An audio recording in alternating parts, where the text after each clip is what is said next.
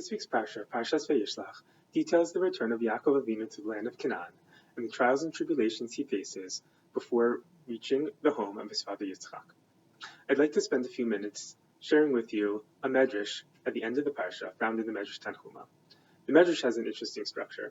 It starts off with a halachic query, which on the surface has nothing to do with the Parsha. It gives an answer, and then learns a moral lesson, which eventually is tied to the return of Yaakov to the land of Canaan. The question is as follows. As we know, a farmer is required to leave certain parts of his crops to poor people, certain corners, certain parts of the crops that may fall during harvest. Poor people are allowed to come into the field and collect these crops.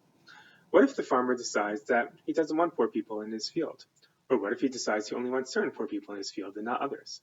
What is his punishment? The Medrash answers as follows. Amar Kadosh Baruch Hu, God says, Ani asisi oscha lamala v'ha'ani lamata.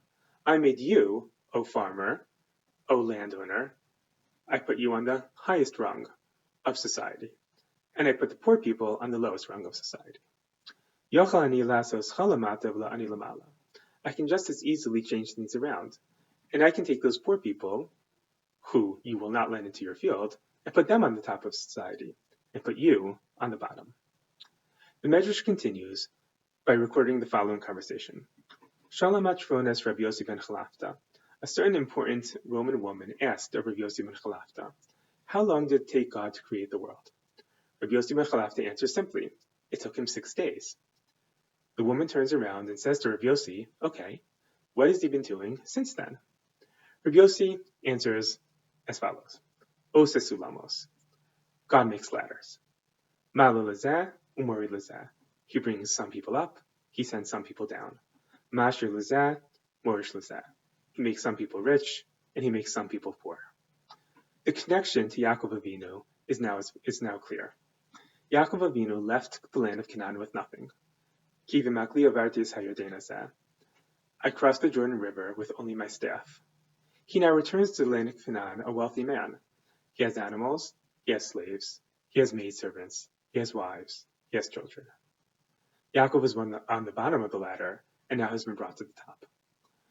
The invocation of ladders, of course, harkens to us, the beginning of last week's Parsha. When Yaakov was leaving the land of Canaan, he had a dream about a ladder. On that ladder, he saw angels going up and going down. The lesson from that dream is now clear. Yaakov was leaving the land of Canaan with nothing. He was on the bottom of the ladder. Hashem is telling him, Yaakov, don't worry. Just as you are now on the bottom, you can easily be brought to the top. Several months ago, the world stopped. People who were rich became poor. People who had jobs became unemployed. The Medrash is telling us that there is a way to change this. Just follow the advice of Yaakov Avinu. Yaakov believed in God. Yaakov followed his word, and Yaakov prayed to him. And just as God stopped the world a few months ago, he can easily restart it. Good Shabbos.